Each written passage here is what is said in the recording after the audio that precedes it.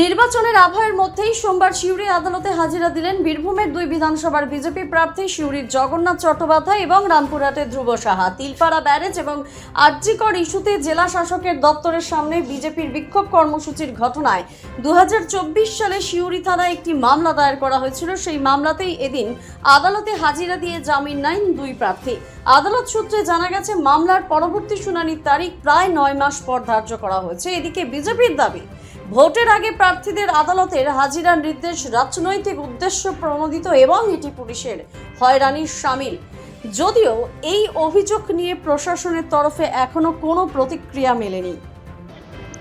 দেখুন, 2024 সালে আরজিকর পরবর্তী কাণ্ডে আমরা সিউড়ি মসজিদ মোড়ে তৎকালীন জেলা সভাপতি ধ্রুব সাহার নেতৃত্বে একটি আন্দোলন প্রতিবাদ করেছিলাম।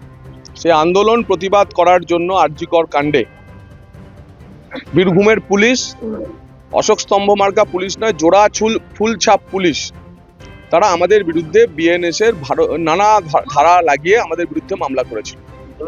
এবং শুধু মামলা করা নয়, সেই মামলায় আমাদের জামিন নেওয়া ছিল। অতঃপর সেই মামলাটির কারসাজি করে ওরা ওয়ারেন্ট ইস্যু করে দেয়। আজকে আমরা সেজন্য বিচারকের কাছে এসেছিলাম। বিচারক আমাদের শুধুমাত্র ওয়ারেন্ট থেকে মুক্তি বা ইত্যাদি না, আমাদের বলে দিলেন যে আমরা ওই মামলাটি থেকে সম্পূর্ণ নির্দোষ। 9-10 মাস পরে হয়তো পরবর্তী ডেট হবে মামলাটি ডিসপোজ করার জন্য, এবং সম্পূর্ণ নির্দোষ সে কথা আজকে বিচারক জানিয়ে দিলেন। তো দেখুন, তৃণমূল কংগ্রেস যদি মনে করে যে ভারতীয় জনতা পার্টির প্রার্থীদের বিরুদ্ধে ওয়ারেন্ট ইস্যু করে, পুলিশি হেনস্থা করে তারা এই ভোটটা জিতবে, তারা ভুল ভাবছে। এবং শুধু ভারতীয় জনতা পার্টির প্রার্থীদের না, সাধারণ কার্যকর্তাদেরও এভাবে প্রতিদিন নিত্য নৈমিত্তিকভাবে তাদের হেনস্থা করার চেষ্টা করছে। কিন্তু তৃণমূল দেওয়াল লিখন পড়তে পারছে না। দেওয়ালে একটাই কথা, এবার বিজেপি, এবার পদ্মফুল। দেখুন, কোন কেসে হাজির হয়েছি এটা বলা মুশকিল। তৃণমূল কত কেস দিয়েছে এটা এখন আমি বুঝতে পারছি প্রার্থী দল আমাকে করেছে বলে। স্বাভাবিকভাবেই যেটা বুঝলাম যে এখানে যে ব্রিজ ভেঙেছিল, তিলপাড়া ব্রিজ, তার প্রতিবাদ করেছিলাম। তৃণমূলের দুর্নীতি অপকর্ম সামনে তুলে ধরেছিলাম।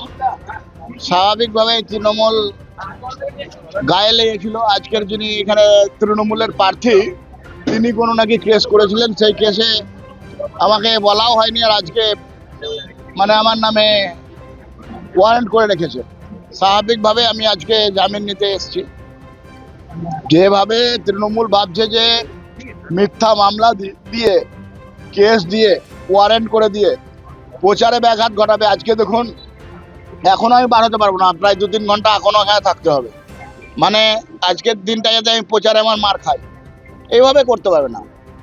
মানুষের মনে, মানুষের হৃদয়ে ভারতীয় জনতা পার্টির পদ্ম সিম্বলটা গেঁথে গেছে, আর আমরা পদ্ম সিম্বলকে হাতে নিয়ে রাস্তায় চলছি। কেস যতই হোক, জয় মানুষের জয় হবে, ভারতীয় জনতা পার্টির জয় হবে, পদ্ম ফুলের জয় হবে। এই কেসটা হচ্ছে আমাদের যে ভারতীয় জনতা পার্টির একটা উন্নয়ন, সেই উন্নয়নটাকে স্তব্ধ করার জন্য না, আমাদের ছেলেগুলোকে মিথ্যা মামলা জড়িয়েছে। এরা কেউই ক্রিমিনাল নয়, এরা প্রত্যেকে লড়াকু ছেলে, এরা প্রতিবাদী ছেলে। এরা প্রতিবাদ করেছিল আরজিকর থেকে, দুর্নীতি থেকে, বিভিন্ন বালি, পাথর এবং তিলপাড়া ব্রিজটাকে যে ভেঙে গেছিল, এই তিলপাড়া ব্রিজের প্রতিবাদ করার জন্য আজকে এরা যে আমাদের ভারতীয় জনতা পার্টির কর্মীবৃন্দ মিলে যে একটা ডিএম অফিস ঘেরাও করেছিল, সেই ঘেরাওটা যাতে মানুষের কাছে দূর দূরান্তে না পৌঁছায়, তাদেরকে স্তব্ধ করার জন্য এই মামলাটা করে দেওয়া হচ্ছে। আজকে মামলাতে চার্জ ফ্রেম হলো এবং পরবর্তী দিন সাক্ষীর জন্য ধার্য থাকবে। আমাদের মাননীয় প্রেসিডেন্ট ধ্রুব সাহা মহাশয়কে এবং আমাদের মাননীয় সিউড়ির বিধানসভার ক্যান্ডিডেট শ্রী জগন্নাথ চট্টোপাধ্যায় মহাশয়কে। এখানে 10 জনের নামে আছে। 10 জনের এটা 24-এর মামলা। দ্য সহজ পাঠ, সহজ কথা, সঠিক তথ্য।